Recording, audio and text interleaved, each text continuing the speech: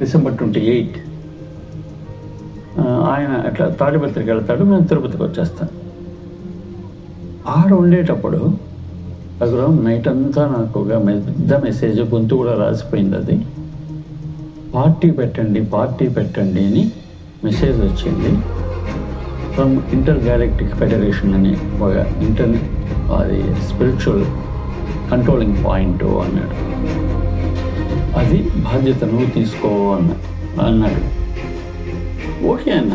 Party అంటే కూడా కొంచెం ఎందుకు నేను థాట్ రాదా, స్ట్రైట్గా అనేసిన ఓకే గురుది చేస్తాంలే అన్న.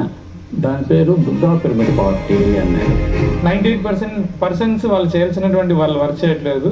2% ఏదైతే చేస్తున్నారో 98% ఇన్ఫ్లుయెన్స్ అవుతున్నారు. ఇప్పుడైతే మనం ధ్యానాన్ని, పిరమిడ్ పార్టీని మనం ప్రపంచానికి, దేశానికి మనం అందించగలిగితే అందరికీ శాఖాహారులుగా, ధ్యానులుగా తయారు కావడానికి అవకాశం ఉంటుందని సార్ పత్రి సార్ అనౌన్స్ చేసి ఆ విధంగా పిరమిడ్ పార్టీ ఆఫ్ ఇండియా అని అనౌన్స్ చేశారు.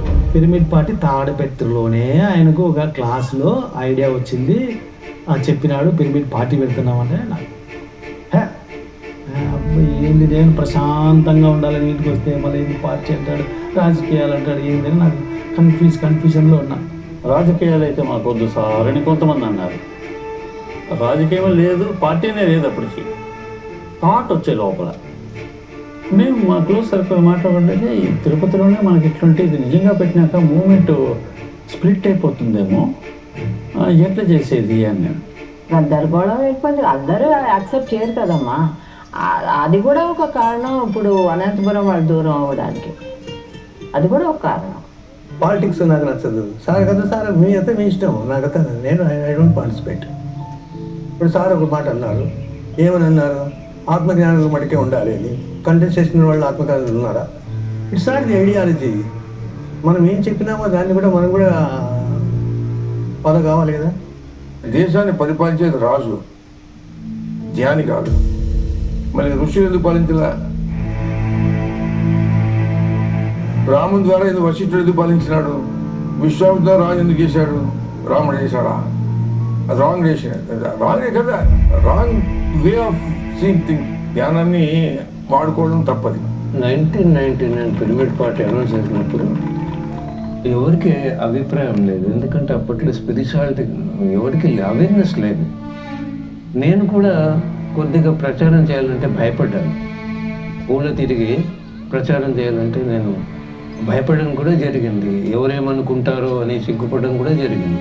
నా పరిస్థితి అలా ఉన్నింది. అలాంటి పరిస్థితి అది. పిరమిడ్ పార్టీ గురించి ఫస్ట్లో అయితే నాకైతే పాజిటివ్ లేదు, కానీ అట్లనే పూర్తి నెగిటివ్గా లేదు. అంత పాజిటివ్నెస్ అయితే లేదు నాలో.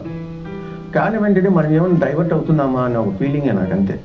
లేదయ్యా, నాకు కొన్ని ఆలోచనలు వస్తుంటాయి, నేను చూడాలనుకుంటున్నాను, నేను చూస్తాను. ఒకవేళ దానికోసం ఎవరు వచ్చినా రాకపోయినా అందరూ వెళ్ళిపోయినా కూడా నేనైతే కంటిన్యూ అవుతాను. బట్ ఆయన ఒక నిర్ణయం తీసుకున్నాడంటే చమనగా ఉంటాడు. పాసా, ఫెయిలా, సక్సెస్ అవుతున్నా కాదా అనేది లేదు ఆయనకి. అట్లేం లేదు. అది చూడాలనుకున్నాను, చూస్తాడు అంతే. సక్సెస్ అయితే ఓకే, ఫెయిల్ అయినా ఓకే అంతే. 99 ఫిబ్రవరి 25 తిరుపతిలో బుద్ధా పిరమిడ్ పార్టీ ఇనాగ్రేషన్.